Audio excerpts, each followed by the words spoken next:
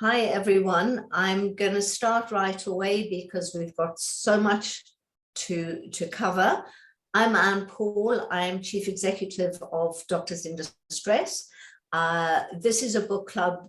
This is the second session of a book club where we are really privileged to have people, authors of books, coming along to talk to us about the various subjects. It's a precursor to the Wounded Healer Conference, which I know Tia will put on the screen, 17th and 18th of March, and we are really hoping that people will come and join us in person, but it is hybrid.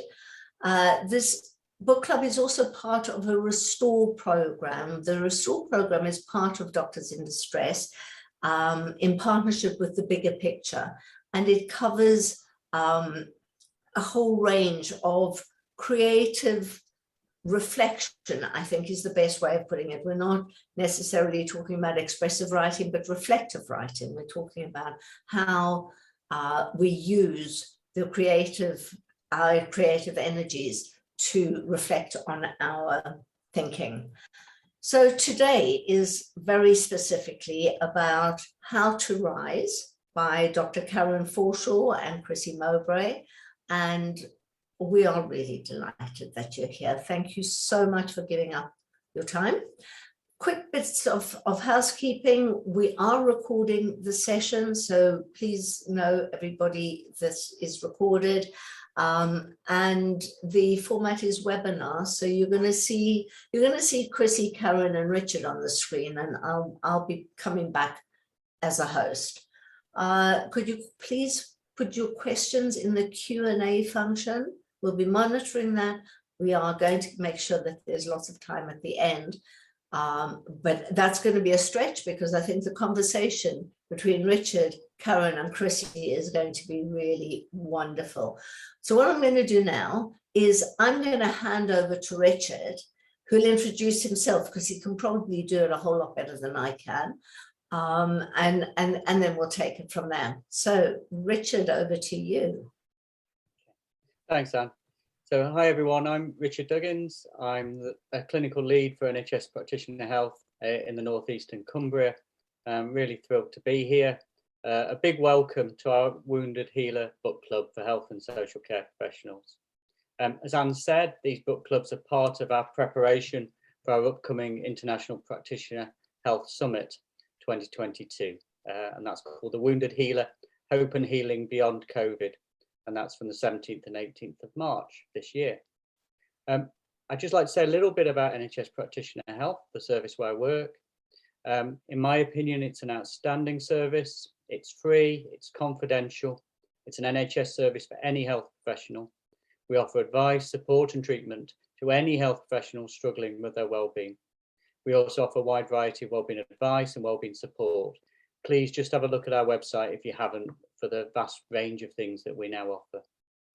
In England, NHS Practitioner Health is open to any member of the health or social care workforce, either via self-referral or via the staff mental health and wellbeing hubs. In Scotland, all regulated health and social care professionals can access us.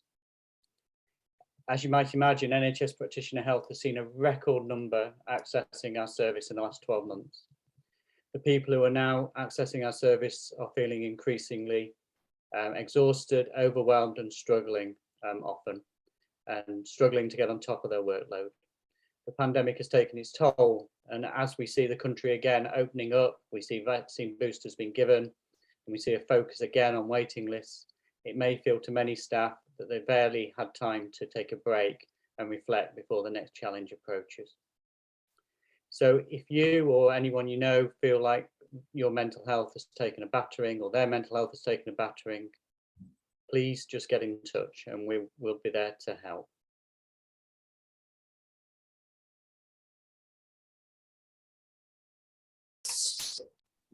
Rookie mistake, forgive me. Before we move into the discussion and introducing our authors, I'd like to take a couple of minutes just to tell you about Doctors in Distress. It's a charity that works not just with doctors, but with all people in the medical profession Doctors in Distress was set up in 2019 by our founder, Amanda Sidhu, whose cardiologist brother took his own life as a result of having been so burnt out, feeling completely alone, and feeling like he couldn't really talk about how he was feeling to anyone else. And Doctors in Distress, therefore, tries to position ourselves in the preventive space so that if we can help people to find ways to prevent the burnout, the stress, the anxiety from exacerbating to a point of illness or worse, then we will be helping everybody in the medical profession in the UK. And what we do is we do three things. We run support groups for different groups of medical professionals. We've done a lot of work with doctors and nurses with long COVID, nurses who have been shielding. We have themed groups and around nurses of overseas heritage with Black medics. So there's a very wide range of support groups that we run. The second theme that we follow is our more educational work. We believe that culture has to change. It has to be normal to talk about your own feelings, to look after your own feelings. And there are two places that we believe are the most effective, both leaders and medical students. And if we can do top down, bottom up, so that people start to understand that there is no healthcare without self-care. People have got to look after themselves. They have to have time to do that. And the third thing, which is really pertinent to us here, is our creativity work, which I mentioned earlier, and that is around writing. We run a series of groups called The Right Space, cute name with the WRITE, where we're partnered with the Royal Literacy Fund doing reflective writing. We have a photography strand. Please check out on our website. We're asking photographers to submit to us a piece or pieces of work where the photograph that they took has been a way of reflecting on their own feelings. So it carries on the theme. We have a play at the Wounded Healer Conference, which is the Heard Space, written specifically for us. So many themes, but the real purpose of Doctors in Distress is to make sure that we prevent people's feelings from exacerbating and worsening. And of course, I would be remiss if I didn't say that Doctors in Distress is a charity. It is entirely independent. So we are always looking for people to support us and to donate or even fundraise for us. Enough about me, about Doctors in Distress. What I'm going to do now is I'm going to hand over to Chrissie to introduce herself, and then to Karen, and for the three of you to take it away. Thank you. Thank you, Anne. I'm Chrissie Mowbray. I'm a physiotherapist, psychotherapist and hypnotherapist, and I worked for many, many years in the NHS, but I now work privately near Pontefract. And together, Karen, Forshaw and I are Resilient Practice, and we provide training for healthcare professionals in resilience and well-being. So basically face-to-face and virtual courses around empowering people to look after their mental well-being. And I'll hand over to Karen to introduce herself. Okay, hi everybody. I'm Karen Forshaw. I'm a GP in Doncaster, which is in South Yorkshire. I'm a GP trainer and appraiser and an LNC mentor. And I run the PLT sessions for GPs in Doncaster. So I organise and facilitate those sessions. So I've got a background in education, which I never thought I would say. And as Chrissie said, we started off teaching these courses to doctors. So we worked with Health Education England, and we still do, to teach at the trainer school for GP school, and we then approached the RCGP and have worked with them for 2 or 3 years now. And then on the back of that, we thought, this is really good stuff, and we keep learning, and every time we ran a course there was something new that we could try, and so we decided to write it down. So How to Rise is in fact really like a textbook of our full day course that we run. It isn't specific to healthcare professionals, so it is something that you can use with patients as well, or anybody really. And the whole crux of the message is about empowerment, really, about taking control and living your best life, really. So shall the three of us now kind of pick things up in a conversation? Does that feel okay? Lovely. Great. Okay. Well, I'd like to start first of all by thanking you for writing the book, and I think the book is full of generosity, really, as you're saying, in sharing your experiences, your extensive experiences, and there's a real wish there to help others that would be in difficulty. I love the fact that it's got 3 sections. So there's a lovely section on theory, there's one on core skills, and there's one on the resilience toolbox. And the toolbox is really extensive, and it's, I think, 21 meditations,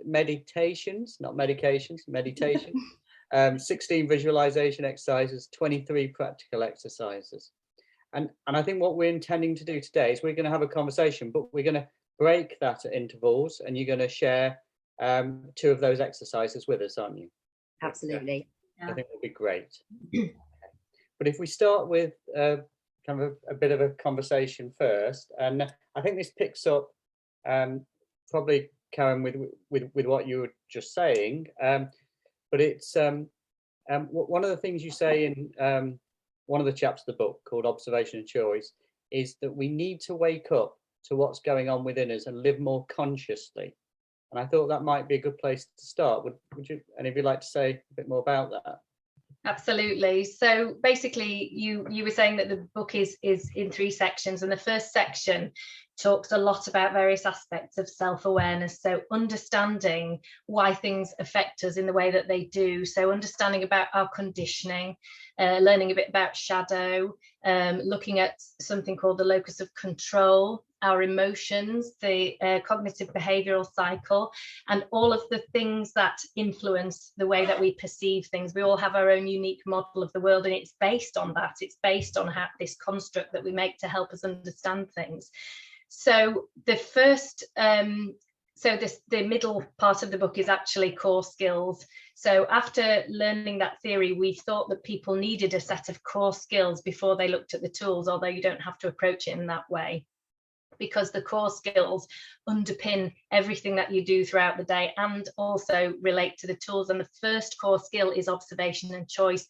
And it basically is about applying that theory. And it simply means that we become conscious of why we respond to things in a certain way. So if we're triggered, if we're made upset, if something irritates us, if we make an automatic sort of email back to somebody or a comment to somebody that's defensive, it's really about channeling a part of the psyche called the observer, which is the part that does the observing. It doesn't do the thinking and the feeling and the reacting, and actually noticing you've been triggered and pressing pause, and then understanding that you've been pointed to where you can work to help yourself, but also so you can then choose, do I want to make that response? Is this the way I want to respond? So actually it is encouraging people to, and we all need to take responsibility for our responses. So it's not what happens to us, it's how we respond. That's how we become resilient.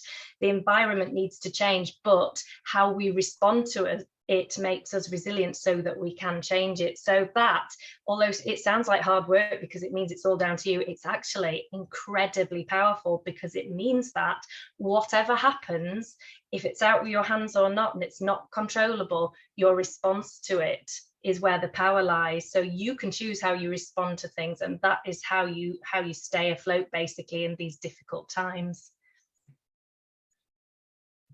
Fantastic, thank you. The next thing I was really interested about, and whether we could think about, is is the conference we've got coming up, and one of the reasons we're meeting is it's the Wounded Healer Conference. And in the introduction of the book, you kind of, well, this is what you say. You say, we are alchemists who've transmuted our wounds into tools. In our book, we share with you how to do the same. I wondered if you might say a little bit more about the experiences that have informed the book. Yes, absolutely. I'll take this one, I think. So actually, when we first started to spend more time together talking about resilience and ways that people needed really it was about ways that I needed to stay afloat, started when my mum was diagnosed with cancer, and that was really difficult. And I say that very carefully. But I didn't have any control over that, and I needed tools and techniques to help me, because I'm a very practical person, so I needed things that I would be able to do.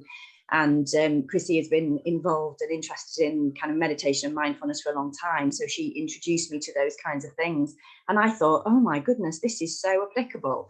And actually, the more we talked about things and the more we read about things, the more we realised that actually everybody's saying the same things, really. It's just often in different languages. So you're looking to all sorts of different kind of philosophies. And really what people are saying is be conscious, be present, and be kind of aware of your own response in everything. And then we started to meet, didn't we? We met regularly. And I would say, oh, this happened today, or this patient said this, or this happened with this person, and I don't know what to do about it. And we just started to talk about it. And really, that is where our toolkit came from. And actually, chapter 8, which is about the locus of power in our communications, came because there was a slight disagreement about holidays in my practice. And I came back to Chrissie and I was like, and she was like, right, okay, well, what's that saying for you? and actually that became that chapter, and you'll see hints of that in it when you read it. And then as we've gone along, so every time we talk to anybody, really, anytime we run a course, somebody will give us a different way to think about things, and from that a new tool will happen. And so we run a website which is free, and we'll put the link onto that later on. But every week there's usually a new tool that we pop on there, because it will be something that's happened in our life that we feel is useful and that we need to share. And I think it's really important to say that it's not, as Chrissie just said, it's not about what happens. So you often get lots of people coming to say, oh, this terrible thing happened to me, and look, I'm still okay, I'm still here. But actually, you don't have to have had a big trauma to need to do this kind of self-care and this kind of growth, really, this growth mindset. Actually, it's the little things that happen, and they happen every day, don't they? So things chip away at you all the time, and it's about understanding how that's happening and understanding what those little chips are doing to you, and then making sure that you're picking up those pieces and sticking them back on, because we can do that. And the more we learn to do that, then the more resilient we become, and actually the less affected we are by things as we move along. So now it's, things don't affect us as much. I think complaints have also been something that have been a big thing that I've used to help inform the kind of the communication side of things. And interestingly, I had 2 complaints quite close together, and they were because I was judging the people. So they weren't, people were asking me for inappropriate things like letters so they didn't have to go to work, and I judged them, and I made that fairly clear, I think, in the way that I was communicating to them. And when I came away to Chrissie, I said, oh my goodness, I have a judge archetype, I can see it. And now when I'm in conversations with people, if I can feel that rising up in me, I can say, oh, hang on a minute, because I know what happens when I let my judge archetype run. I end up with a complaint. So I can now kind of dial that down and get on top of it and respond in a different way. Doesn't mean that I have to say yes to people if I don't think that they need a letter. It just means that I manage the conversation in a different way, and I don't allow my personal stuff to influence the way that I speak to people and the way that I deal with them. And again, that's really powerful, because it means that nothing can affect you. But it's all a journey. We're all on a journey. Thank you. did you want to say anything, Chrissie, or? I was going to say that the point about observation and choice in the example that Karen just used about her judge archetype is that there is a time when judgment is incredibly good. And if you truly do have judge in your archetypal presentation and you know it, then actually there are times when you can observe that a judgment is needed and you know you can invoke that. However, if it comes in inappropriately because of your own stuff, because of your conditioning, because you've been taught, pride becomes, or you know, layabouts who want you know, time off work or whatever, if that's coming in and your judge is getting engaged, that's where you would say, today that's not, I don't want that to run, and you would ask your judge to step back. So, and I was just going to say, it's the tiny little wounds all day that erode away at us. That's the problem. It's little things. It's, and then there'll be one thing that makes you think, right, that's it, I don't want to go to work tomorrow. But actually it's rarely one thing. And I think that's where the strength of this book is in the tiny wounds, because we all have them. None of us are immune to being irritated or bothered by situations and people, and it's just life, isn't it? I'm struck by two things hearing you talk. Is the first thing is that there's something creative happens when the two of you get together, I think, and it's clear that creativity has informed this book, but also and I think this does come across very clearly in the book, the generosity, how you are using your own experiences and your own wounds to think, how have I helped myself, and then a wish to share that with other people. So it, you know, so those same approaches may be helpful to them, and that's really generous, I think. Thank you. But it's true. So we see ourselves as conduits for human messages. There, you know, and these messages have been talked about for generations, for centuries, some of them, and it's what we feel we're doing is putting it into a language that maybe more people can access and making it accessible to more people. And that's our purpose. Yeah, absolutely. Okay. I'm going to ask you one more question, and then perhaps I'll invite you to do the breathing exercise. I think that would be really good. Okay. The question I'm going to ask you is one of the things you bring into the book quite early on is this idea of a resilience gap analysis, where you encourage the reader to think about where their gaps are, and you give a tool to do that. I did that. I got quite a lot of gaps. My biggest one was the work-life balance. I wondered what you thought your gaps might be, and what you found particularly helpful in helping you address your gaps. We discussed this a little earlier, and Karen straight away knew my gap. And which is what probably drove me to be interested in meditation and mindfulness many years ago when I was a teenager, and I've never come away from this self-mastery, and it is rumination. I am absolutely terrible for this. I shouldn't say terrible, because it is just as it is, for analysing the past, my part in things. Did I do something wrong? Have I upset somebody? Could I have done that better? Has somebody suffered as a result of my mistakes? So all of that comes from core beliefs about not being good enough and being a bit broken and not quite whole. And also I do ruminate about the future, and I think most people do that. They kind of think about the worst case scenario. And one of my patients said to me actually a couple of days ago, expect the worst, prepare for the worst but hope for the best. And I thought, oh goodness me, don't we just do that? Because we have ourselves in the worst case scenario visualized, and that's going to actually reliving past mistakes and catastrophizing about the future is going to drive up the cortisol and adrenaline and give us the same dose of body chemicals that we would get if the thing was actually happening, you know, if it was happening again, or if it was happening, if a future thing was happening right now. So I know that is where my energy leaks out throughout the day, because and I think I didn't understand this when I was younger, when I first learned about meditation, but I think I had a kind of unconscious drive to switch off the internal narrative, because it's always going, isn't it? And actually, thought is a narrative is a really useful thing when you're trying to create something or discuss something or solve a problem. But in actual fact, we are much healthier when we can switch off the narrative and just, Eckhart Tolle calls it awareness without thought. So actually to sit and just to be aware without the brain suddenly going, right, well, I've got you, I just need to discuss it. And it happens at night, doesn't it? Most of us sort of switch off at night, and then that's when things start coming in and we start to analyze, and it's almost like we're utilizing the time, but it creates that build-up of stress, and we never quite get back to being calm again before we start again. So I would say the tools that I use for that are the White Room, which we're going to do today, which creates a state of mindfulness. And that's how we came up with that, is that we needed a guided meditation to show people this is what you're aiming for. And then once you've had the meditation, you don't need somebody saying it to you because you've got the imagery. And also breathing exercises to create calm when you've created a fight or flight within yourself. And there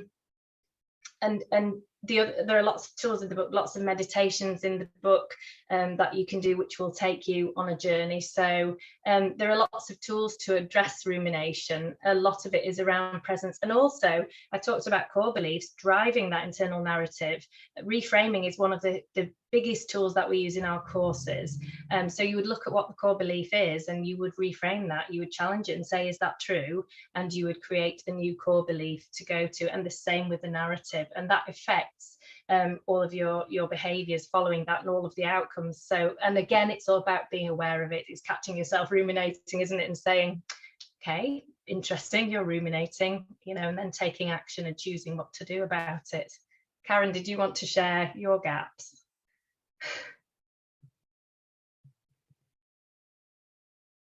I'll just unmute myself. So yes, I would love to share. I have so many gaps. It's unbelievable. I think my biggest gap is around processing feedback. I'm really, really poor at that. So remember that, everybody, when you're giving feedback about today. So yes, I find it really difficult if somebody feels that I haven't done something wrong. But actually, it's really, really so the way I've come to look at that now is to kind of go backwards from that. So I'm really big on the gratitude journal, which is one of the tools in the and actually gratitude is amazing because it's a really, really quick way to develop quite positive body chemistry. But actually, it's not about just thinking happy thoughts all the time or being grateful for, the lovely things that you have or people giving you a gift. It's about recognizing that there are gifts in everything that happens. So actually, when somebody gives me some feedback now, I am starting to learn to be really grateful for the feedback, because then I'm already starting on a positive note when I kind of process that feedback. And then that is, and because actually what it is it's an opportunity for me to grow, isn't it? If somebody gives me some feedback, even if I don't like it, then that's an opportunity for me to look at the way I'm communicating, to look at the my style in my consultation maybe. So I find that one really useful. And then also I think the reason why feedback is so kind of why it digs so deeply for me is again around core beliefs of not being good enough, which I think probably most people do secretly have those kinds of core beliefs. Even people who say that they don't probably do. And I don't know where they come from really, because I actually had a really lovely family and, and a nice childhood. So I don't know where that core belief comes from, but it's definitely there, kind of framing things that do. So every time I get negative feedback, I'll be like, oh, there you go. That's it. That reinforces that negative core belief. I'm not good enough. So I do a lot of work on reframing, which is again a really powerful thing to get into the habit of doing. Whew. This is sharing, isn't it? You're great at receiving compliments either, and that's feedback, isn't it? No, I'm terrible at that. I always go, ooh, no, they don't get feel that, right, do they? because it's contrary to that negative core belief. And I think it comes from survival. You've got the little voice in the back of your head saying, remember, you're not good enough, and you've got to constantly, fight against that in order to be accepted. And we all have that, don't we? And even the ones who say they don't are actually so busy showing people they don't that they're actually covering up, because it would be terrible if people knew. Well, okay. Well, I am going to give you some feedback. I thought they were such helpful answers and or things to share, and you know, such openness as well. And I'm kind of relieved that you've got quite a lot of gaps on that gap analysis, because I certainly did. Yes, I mean, what's so important about the book is it's not just about revealing those gaps, isn't it? It's about, now this is what we found helps, and this is what we found in our training helps. So yeah, because we felt there was a gap there, actually, because I kept saying to Chrissie, well, what does that mean? What do we do now? You know, and then she was like, oh, right, okay, well, and that's where we then decided to start to build a toolkit. So yeah, absolutely, and the how-to is and to be fair, the tools came from the fact that if Karen or I had an unpleasant experience, we didn't come up with a tool. So we would chat about it and say, well, what is that? So that's how the locus of power came up with the query about the holidays. What is that then? Where has that?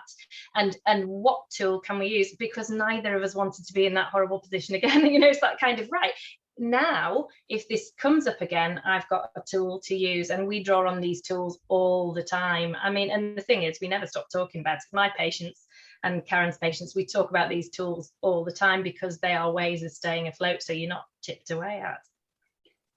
And I think that nicely links to the fact that I think Karen's going to share one of those tools with us now, and we're going to. Yep, absolutely. So this is a breathing exercise, which is, we call it a super tool because it is absolutely amazing. Breathing actually is a core skill in the book, and we can use it as a really, really, really powerful wellbeing tool. Basically, if you have a fight-flight response, your adrenaline and your cortisol levels will be going through the roof. And a way to switch that off and switch on something called the relaxation response is to do something called diaphragmatic breathing, which is really simple, really easy.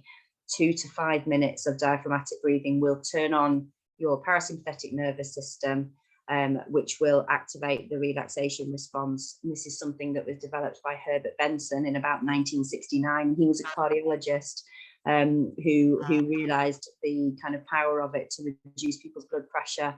And actually he then went on to develop an institute that actually was much more around mindfulness and meditation and techniques like that to improve people's health. So if everybody wants to sit up nice and straight and put one hand on your chest and one hand on your stomach, and you're going to take a really deep breath in through your nose. And the idea is that you're going to keep the hand on your chest very still and let the hand on your stomach rise up and out as far as you can, because then you're using your diaphragm to breathe, so pulling the diaphragm down. And when you do that, you activate the vagus nerve, which runs through your diaphragm. And that is what will stimulate the parasympathetic nervous system. Okay, so nice big slow deep breath in through your nose and out through your mouth. And we are going to link the diaphragmatic breathing with a visualization. And this is a pranic breathing, kind of a meditation almost, that allows you to actually get rid of negativeness and come out feeling really, really, really positive. So sit in your comfortable position in a quiet space with your spine straight. Drop your shoulders and release any tension that you feel in your body. And take your awareness to your breathing, the tidal in and out of your breath. And feel your aliveness. And allow the breath to slow and deepen. Concentrate on making the out breath just a little longer than the in breath. It's widely understood that during the in breath, the tension in our muscles increases slightly, and during the out breath, the muscle tone decreases and allows us to let go. When thoughts outside your breathing arrive, just let them come and go without taking up space. Gently bring your awareness back to your breathing. And now begin to see the in-breath as a stream of light entering through your nose and traveling all the way to the bottom of your lungs. And on the out-breath, imagine acrid smoke. And as you gently breathe in the light, feelings of positivity enter your body and mind. and you feel them travel to your extremities. As you breathe out the smoke, you feel negative thoughts and emotions leave you.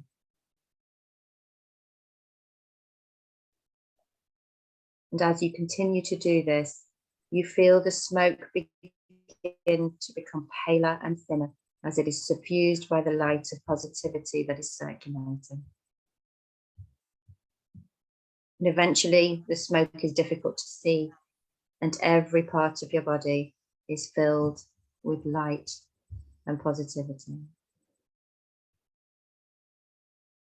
And sit with that feeling for as long as you need. And when you're ready, open your eyes and gently bring yourself back to the current situation with a renewed sense of positivity.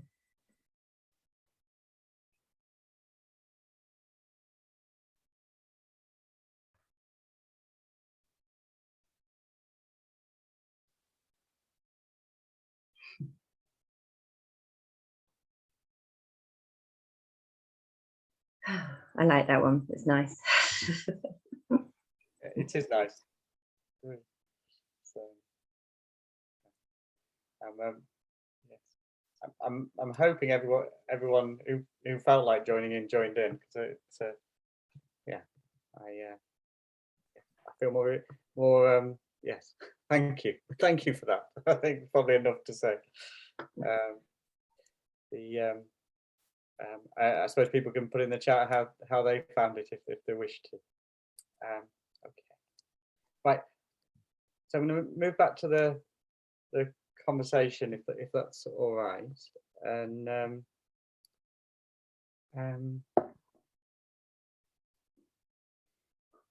I thought I might pick up at this stage a bit about the fact in your book you embrace the term resilience. Really, you use it. You're proud to use it, and I compared that with myself, who really avoids the word resilience. So it's a word that I'm shy of using, and don't really use anymore. So I wondered whether it might be helpful for us to have a think about that, and maybe for you to be able to talk with me about why you feel it's important to use the word resilience. I think I've moved away from using the word resilience because I think it's been misused at times as a way of almost saying, well, staff, and certainly in healthcare, that staff should be toughened up, and if they were tough enough, they'd be able to manage with all these toxic environments and difficult situations. So in some ways, it's a way of misuse, as a way of blaming staff for sometimes their own ill health or burnout. But this isn't what you mean by resilience. So would it be helpful just for us to explore that a little bit? Yeah, absolutely. So the dictionary definition of resilience is the ability to bounce back from an adverse event. Yeah. What you're talking about there is blame, isn't it? And who's responsible for the adverse event? We are healthcare professionals. Yeah, we're both practicing healthcare professionals, so we're in it. We know how bad things are out there. We know what a toxic environment the NHS is at the moment. I mean, you know, the statistics are absolutely insane, aren't they? I think we quoted them on one of our courses the other day. And you know, the GMC trainers and trainees survey shows all terrible results. The BMA COVID tracker has really kind of scary results really in it for that. Chrissie's just written an article recently for a physio magazine, and there's the same. The CSP have got the same results for their healthcare professionals. Everybody is feeling it. They absolutely are. What we want to do is help people get through it. So, and actually, when you are a resilient person, really only resilient practitioners can lobby for change and change that toxic environment. Yeah. So it's not about why it's happened. It's about how you get through what is currently happening. And yes, the system is broken and it absolutely needs reform, and we 100% support our leaders in lobbying for that change. But we need leaders to be able to do that lobbying, don't we? And therefore we need people to have tools and techniques. And actually, we all have the power to improve our own resilience. We are responsible for our responses, aren't we? We are responsible for our mental well-being. And if you, in saying that the environment is the only thing that can or controls the way that you feel, is actually externalizing that whole situation, really, isn't it? And it's saying, I'm powerless, I can't do anything about it. And that's very disempowering. You're actually giving away your power in that scenario.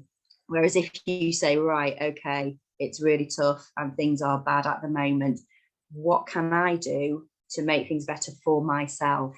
And in doing that, you will make things better for the people around you. Yeah, because when you're calmer and you are responding in a conscious way, that will filter out, and the positive kind of actions that you take will be taken on board by the people around you and your patients. Yeah, so actually, so a really good example of that is when you're running late in your surgery, isn't it? And you can feel your shoulders getting higher and higher and higher up. And actually then we start trying to rush patients because we want to get finished and we know we're behind. But actually in doing that, we then probably actually don't consult very well with that person, and we risk mistakes, we risk missing things, and we probably upset our patient, really, and we don't feel good about that, and it gets worse and worse and worse. Whereas actually, if we just step back and say, right, okay, what can I do in this situation? Yes, I'm running late, that's a fact. What am I going to do about it? And then you say to yourself, well, there isn't really much I can do about the fact that I'm running late, but I could really listen to this next person when I come in. And actually then often you'll find that patients will be more pleasant. They will often say, oh, doctor, I know you're running late, so I won't keep you long. And then just give you, you actually are gifted a shorter consultation and you end up catching up. So we do have control over what happens to us. We just have to accept it and step into it and own it, really. But that doesn't mean taking responsibility for the toxic environment. That's a very different thing. Yeah, does that answer your question? Yeah. Just by saying, I think we need to appreciate people are burning out now, and we need to give people these tools so they can stay in the roles to change the system. Because if we don't have these tools and we are easily eroded by things that happen to us, and the environment is so toxic, it's taking us down to that threshold where we might leave or we might become too ill to work. And actually, we don't want lobbying for change to be one of those things that impacts on our well-being, because we're already eroded. If we can build ourselves back up to a point where we can respond in a positive way, and we're not impacted on, we don't go home sort of a half of the person we went in and then the following day less and less and less. Actually, we can say this environment is not acceptable for myself and my colleagues and for these patients. Let's put something in place, and I think that that's only possible when it's not another thing that puts our well-being at stake. And so we're looking at giving people the tools to protect their well-being so that they can challenge the system, basically, because it's not good enough, is it, for any of us?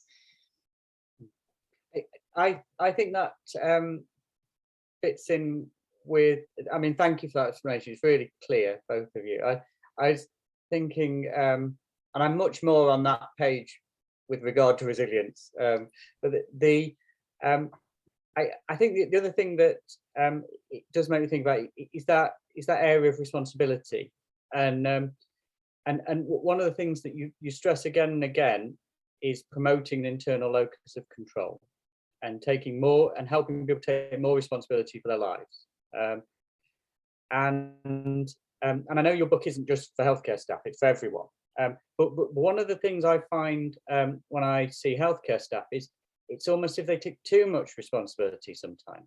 So, you know, I will meet somebody who, well, numerous people I've met who've been working through the pandemic, working really long hours, really traumatic situations, and it's had a toll on their mental health.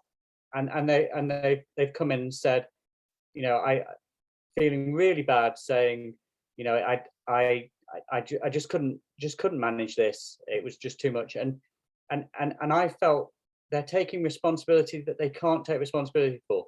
Anyone in their situation would have eventually been in this situation, or pretty much anyone. I certainly feel I would have been if I'd been doing the job they've been doing for the last 18 months. And so is there something about that? I'm not really making it very clear. In some ways, we want healthcare staff to take more responsibility for some things, but I'd also like them to take less responsibility for other things. I don't know what you make about that. I think you're talking about them taking responsibility for the wrong thing, for something external, for something that they are not responsible for. So the fact that their lists are too long, that they're working all these hours, that the patients are being failed, and that's about saying I'm not good enough because I can't meet these ridiculous needs. And actually what's resilient is to say, this is not acceptable, this is the right number of patients, this is the right waiting time, and to lobby for that change and to take responsibility for their responses to the situation. So not to say, oh, well, this is my role and so I've got to do it because it's my responsibility, because actually we all have a responsibility to say when something's not acceptable and when people are being failed, when things are being missed. And I think they're taking that they're moving actually the locus of control externally by trying to take responsibility for the system being broken, as opposed to, you know, trying to, and it really does sort of poke at our kind of need to be good enough, because if you're seen to be failing your patients, it makes you feel like not a good enough doctor, because people are not getting a good service and you're on the front line. And I think we need to look at that and say, well, actually it's the external parameters that are creating that, and then that's where you escalate and say it's not acceptable. I mean, we had a training course recently where one of our delegates was doing so many lists, and she had a kind of an almost core beliefs around having to do everything and be everybody's everything, which a lot of medics do. I mean, that's what attracts us to the role. We want to help, we want to make people feel better. And the last thing we want to do is say, I can't manage that many patients, but it's not a case of I can't manage. It's not, again, I can't manage is taking responsibility for the wrong thing. It's saying, this is not an acceptable number of patients for a doctor to give them a decent amount of care. So it's really deciding where your responsibility lies. And when we talk about responsibility, it's about your responses and what you choose to do. So for someone who's feeling terrible because they can't manage, they're actually owning something that isn't theirs. So just to make that distinction, can you add to that, do you think, Karen? I do. I want to add to it in a really specific way, actually, which is to talk about empathy, because I think we take responsibility for our patients' feelings quite a lot, particularly GPs, but maybe other healthcare professionals as well. So basically, when we empathise with patients, we are really trying to feel how they're feeling, aren't we? We're sitting in their pain. And Chrissie was saying before that when we think about or imagine a fearful event, then we will get a response. We'll get a fight-flight response. We'll get adrenaline and cortisol being released into our bodies. And if we're doing that over and over and over again, you know, feeling people's anxiety, feeling their pain, feeling their fear, because that's what it all comes down to, really, isn't it? Then we are going to become fearful and we are going to become unwell, really, because high levels of adrenaline and cortisol are bad for us. They give us headaches, they give us abdominal pains, they stop us from sleeping properly. So actually, we would advocate people being compassionate rather than empathic. So the definition of compassion is to feel for somebody rather than feeling with them. Yeah, and it's a distinction, but I think it's a distinction that's really worth making, because we shouldn't take responsibility for our patients' pain, because that's very, very, very bad for us, and actually it's not really very good for them, because who wants a doctor who's completely and utterly full of adrenaline and cortisol? You're not going to make the best decisions when you're in that kind of situation.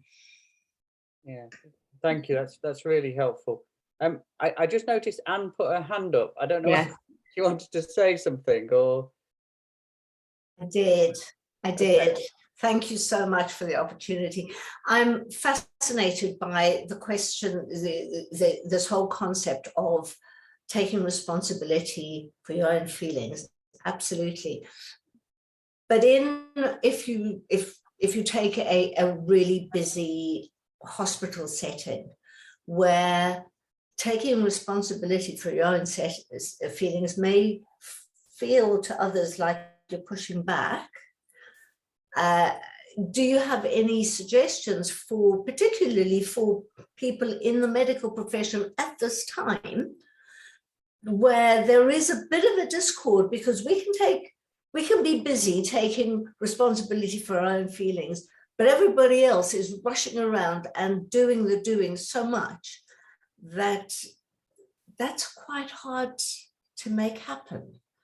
I think if Sorry, everybody, I've just pushed that on you, but would be grateful for an answer.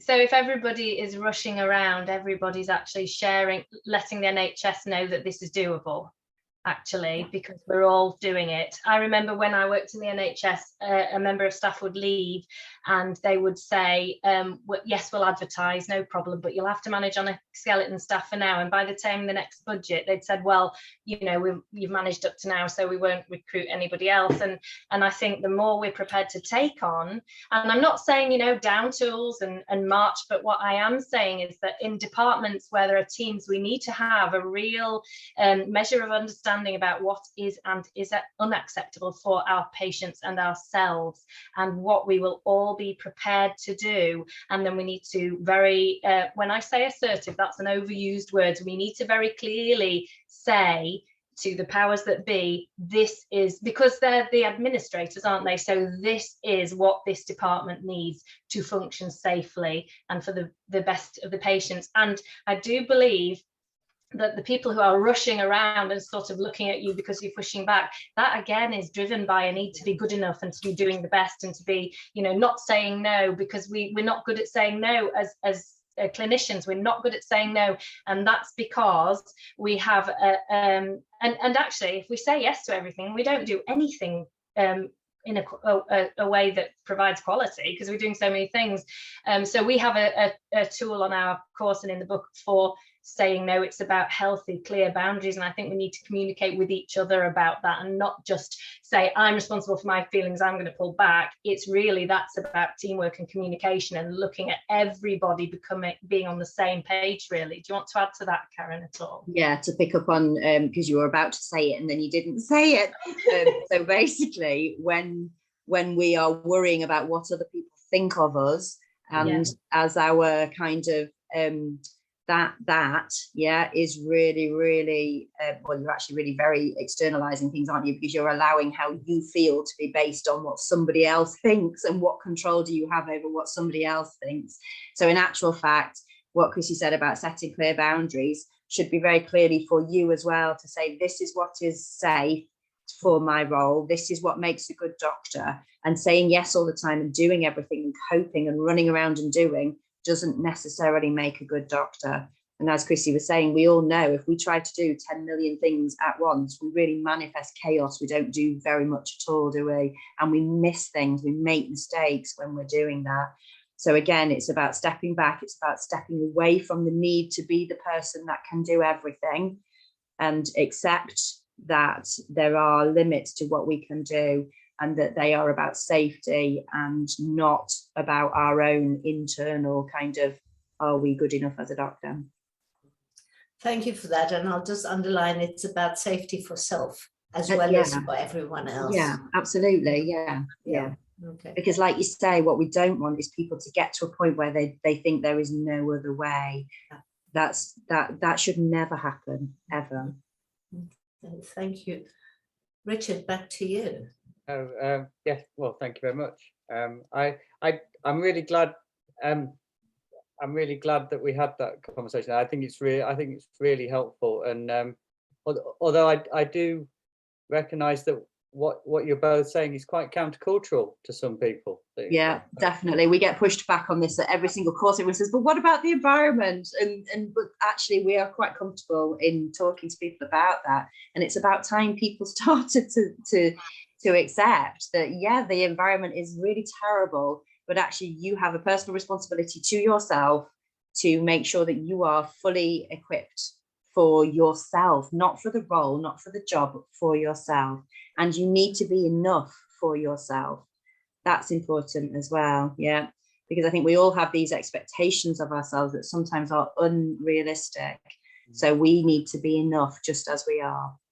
And we don't just want to survive either. We actually profession because we want to care for people, and we see it, and we have to remember why we chose it, and we ask ourselves, how do we fulfill that in a way that makes us feel whole, because that's why we chose it. And I think if we're rushing around and thinking this is not what I thought it was, actually, you know, if you want a long career, if you want to thrive during your career, then you do need to do that work, the inner work for yourself. Absolutely. Otherwise, you know, you leave before your time and it's been a failure, and that's not what anybody wants.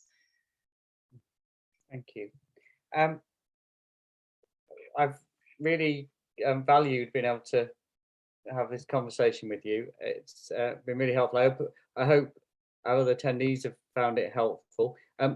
What I'd like to do now, and I'm really looking forward to this, is Chrissie, I think you're going to do the white room practice with us, exercise with us, and then following that, I'm going to hand back to Anne and see whether there's any questions from other participants in the book club, and we'll continue the conversation. But thank you very much. No problem. Okay, so in keeping with our breathing exercise, we are going to do a tool that will teach you another of our core skills from the center section of the book. So again, this is a super tool. The super tools in the book are the ones that can be used in any situation. They are less specific, and they are amazing ones to weave throughout your day. And the White Room was born out of a need to demonstrate what we meant by presence or mindfulness, because there's a lot of confusion around meditation and mindfulness get lumped together because they both begin with an M, and you know, then quite relaxing and seem to be good for you. And so actually it was about making a distinction between the two and understanding how each of them can be beneficial. This is and meditation to help you achieve mindfulness. So it is the two together. But just to make the distinction, mindfulness is about presence. It is about, I was talking about ruminating about past and future. Both of those things require thinking and imagination. So if I remember something, I'm required to think about it and imagine how it was, and I don't ever remember exactly what happened. It's all through my own lens. If I imagine a catastrophic future, again, that's about thinking, imaginative, creative thinking. Both of those things take up energy, and in the present moment, neither of them are relevant to what I'm doing now. And as I said, the energy was leaking out of me because of rumination, and mindfulness is about giving your full attention to the moment. So mindful consulting is really important because you're giving 100% of your attention to the patient and what they need, and listening, and mindful eating, mindful exercise, mindful walking. It's all about actually having what's in your head being exactly what's actually outside of your head. And meditation is different. It's that is about experiencing a slightly altered state of awareness between being awake and being asleep, where we have changes in brain waves, and we know that we're more suggestible in that state, but it's also very relaxing, incredibly good for you. So this is a combination of the two, and we needed a tool to show people what we meant by presence. And once you've got the imagery, it's also worth mentioning, if you put your name in our website, you'll get a recording of this. So if you forget what the imagery is, you'll be able to pick it up from that, and it's in the book. So if you want to just place both feet flat on the floor and sit centrally in your chair, and take your awareness to your breathing, and just link in with the tidal quality of your breath, allowing it to become slow and deep. Ask yourself, what's the diaphragmatic quality? Does the air go right to the bottom of the lungs? And it's widely understood that when we breathe in, there's a slight increase in body tension. And as we breathe out, there is a natural letting go. So just allow the out breath to become just a little bit longer than the in breath, and begin to experience that physical letting go of any tension in your shoulders, in your face. And allow that feeling of calm to settle over you. And place yourself in the center of a white room. The room is empty and spacious and comfortable, and you are calm and centered. And in the white room is only the present moment, the here and the now. Nothing else resides here. It's very important for you to remember that this place of the present, the here and now, this white room is the only place where you have actual power, because it is the present moment. Here is where the future is determined by current thought. And as you sit in the center of the white room, you will notice a door to the right of you. And behind this door lies the future.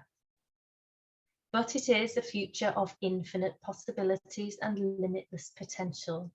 Every possible version of the future lies through that door, including your most desired version.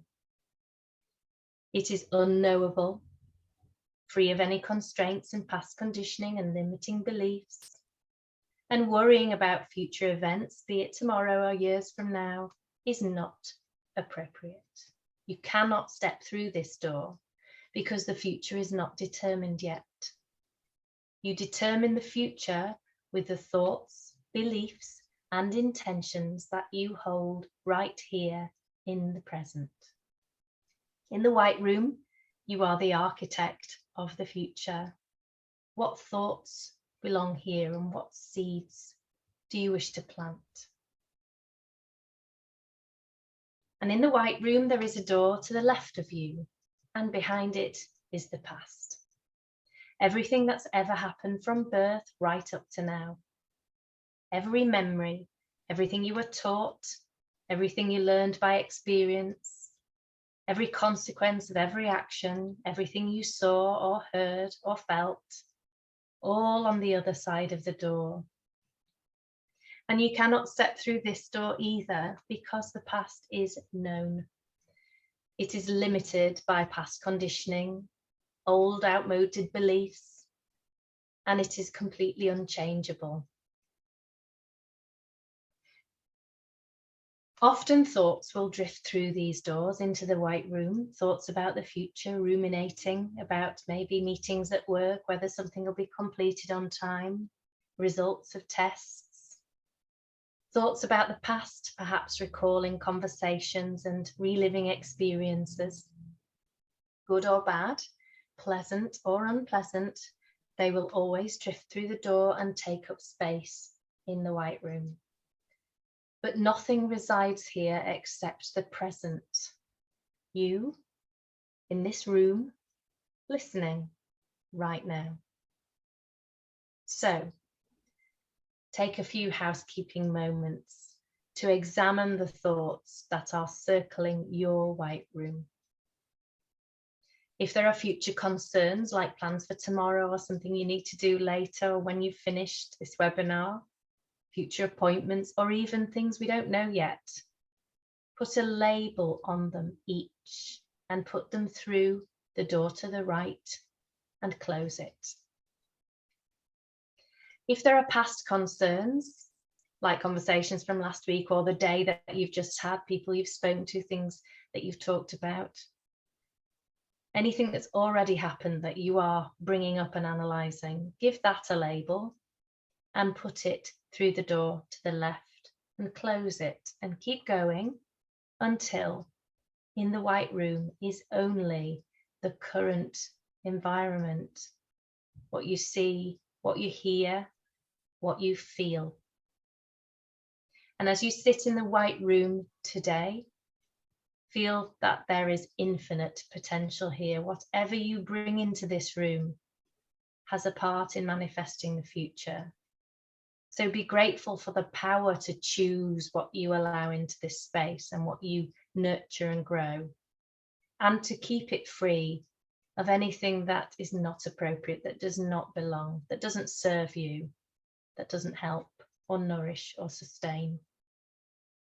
And you can check the contents of your white room at any time, at work, in the evening, during the night. Keep it tidy and use it well. It all belongs to you.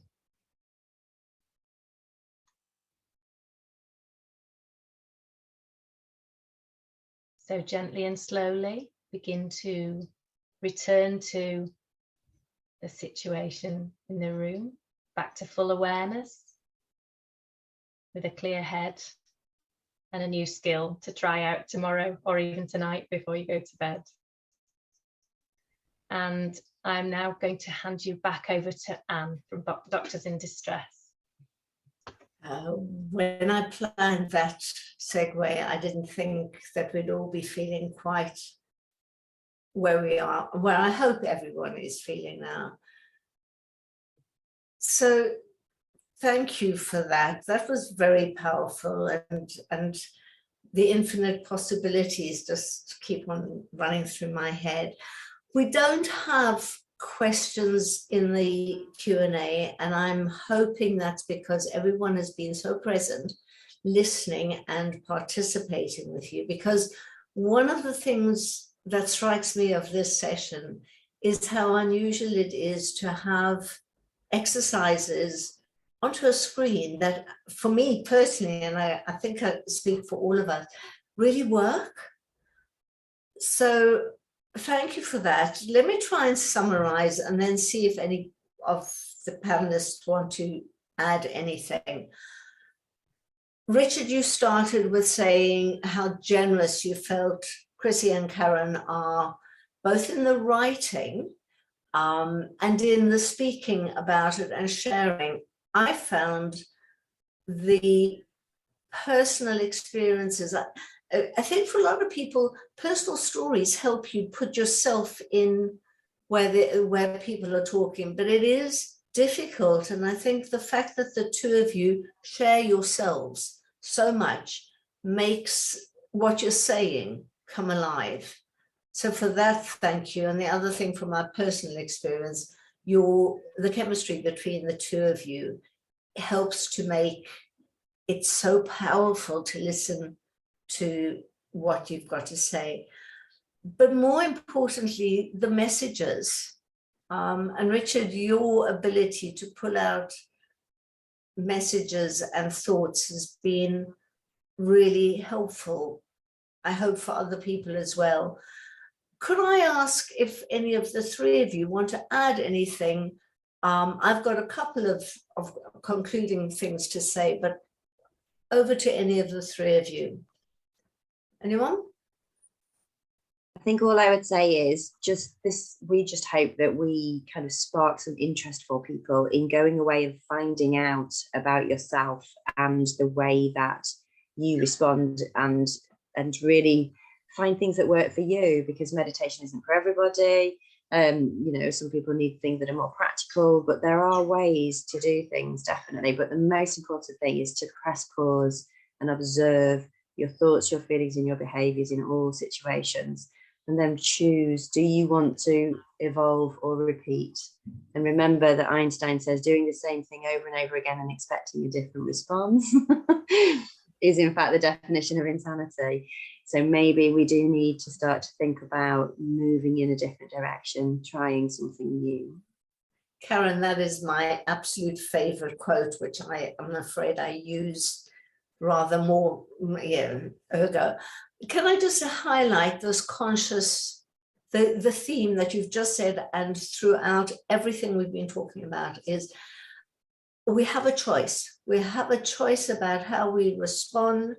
And the only way we can do that is by stopping and observing our own reaction. We can never control someone else's reaction to anything. We might think we can, we might be, think that in our practice we're able, we're not even the best doctor, nurse, anyone can control what anybody else is feeling. We can control our own feelings. And for me, that was this ability to stop and observe and make considered choices, I think, is a theme that resonates. Chrissie, how about you? I just wanted to add to what you just said, and on the back of what Karen said, we had a long discussion about where the two of us are in our teaching and how we're getting this message across, because we get frustrated that it's not getting out fast enough and people aren't benefiting enough. And actually, it's living these tools that will demonstrate to others around us that conscious behavior is the way to stay calm. Because making a knee-jerk response, you have to press pause and say, okay, I feel rubbish, let's sit with that, take a few breaths. Do I really want to make that knee-jerk response, or is that about me protecting myself? And to do this, it demonstrates, not only if you live these tools, because Karen and I talk about them all the time, and then you think, oh, you have a problem, you think, well, why didn't I do what I say to everybody else? And it's very, very easy to know this stuff. But I think if with our students and our colleagues, if we calmly are conscious ourselves, one of my patients was saying, with one of our other tools, if I say, are you just venting, or do you want me to do something about it? You're actually making it conscious that I want to know what's expected of me, but also you're asking the person, and sometimes they don't know, and you're demanding a conscious response from them as well, because you're very gently saying, do you need me to do something about that, or did you just need to be witnessed? So it's things like that. When we speak in a conscious way and do it, when we actually live these tools, we demonstrate it, and it's infectious. People pick it up. Richard, do you want to add anything? I was thinking that that some people might watch this webinar on I imagine a number of people watch this webinar on the Practitioner Health and maybe the Doctors in Distress websites, and we're meeting a lot of people at the moment who are feeling very tired, exhausted, burning out, and I was thinking about what they might take away from this, and I think they'll take a number of things away from it, including probably a sense that the book and the website that Chrissie and Karen, you've written and managed will be really helpful. But I was thinking, one thing is perhaps this pressing pause and just having a bit of time to think. And the other thing I was wondering about is for some people that pressing pause may think, actually, shall I reach out for some help and support? And that may be family, friends and colleagues, but it may also be one of our organisations or the other organisations that support health professionals. So I suppose that's what I was thinking, that there's the pressing pause and observing, but also remembering there's a lot of people out there who can help. Absolutely, yeah. And in fact, I think we've got to get away from, you touched on this at the beginning, didn't you, around the taboo around talking about how we feel. And I don't know why even now it's still there, isn't it? People don't feel okay about saying that they're not okay, and even though there's the whole, the media campaigns, it's okay to not be okay, but actually, and I think that is because it's all around your self-worth, isn't it? And I think what we would hope is people take away from this, that it doesn't really matter what other people think, it matters what you think. And actually, if you aren't asking yourself what you need and doing a good deep dive self-check really every day, at the end of the day, what do I need, then that is how burnout happens, really.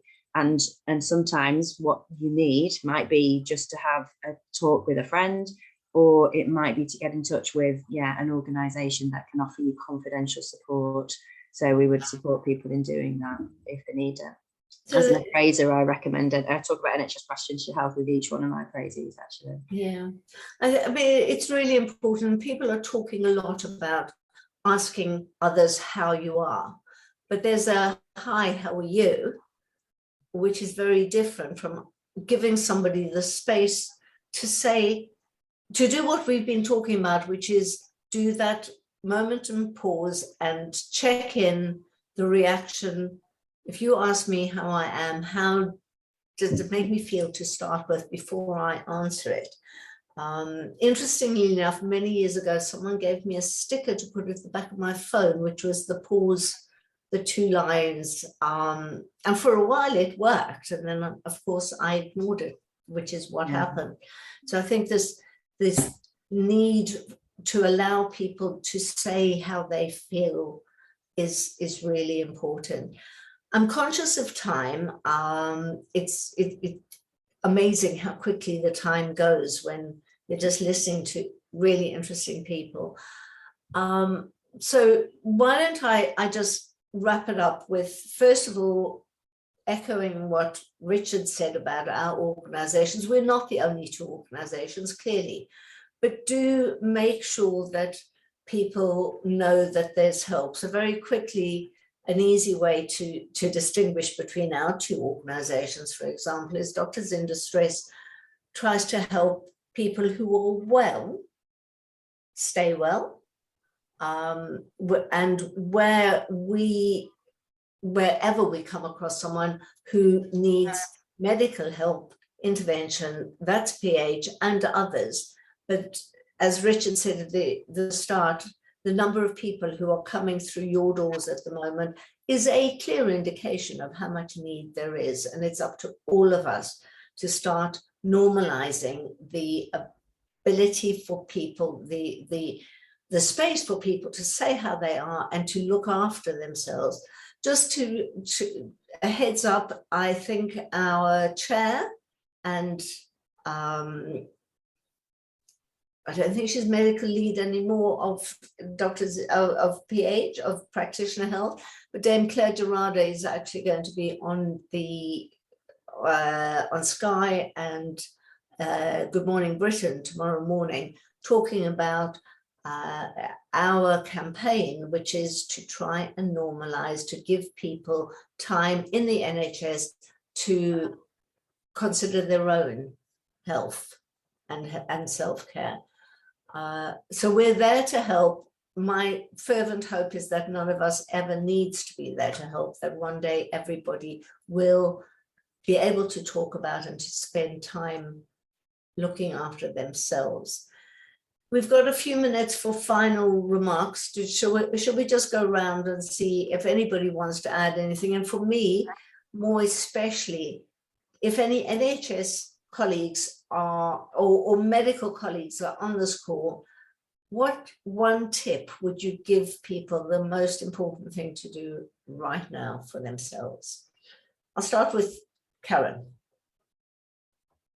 I would say breathe, because you can turn off a fight-flight reaction with breathing, and it really doesn't take that long, and it can just reset your day, really. So when things are going wrong, just find a space and breathe.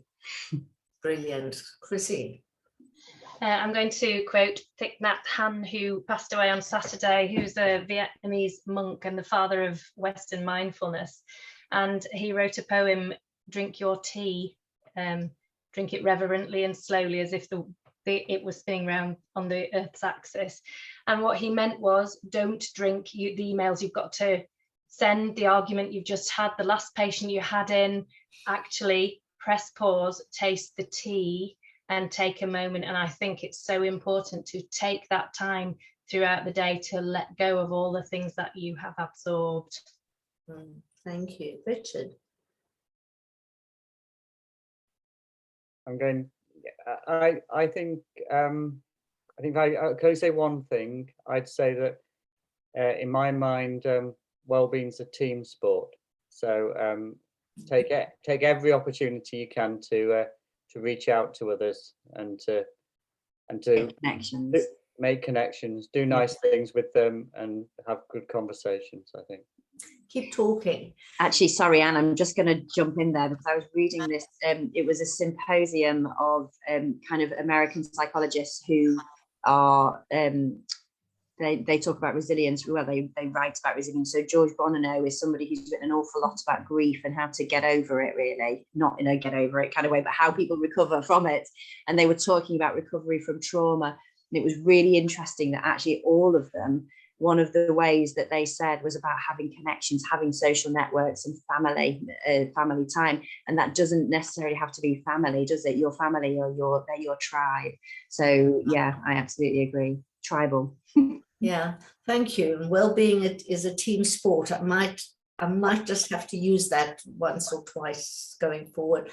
So to remind everybody, the Wounded Healer Conference is on the 17th and 18th of March in London at the Royal College of GPs. Doctors in Distress has a really good website. Have a look, contact us. We're happy to be your tribe if you need our help.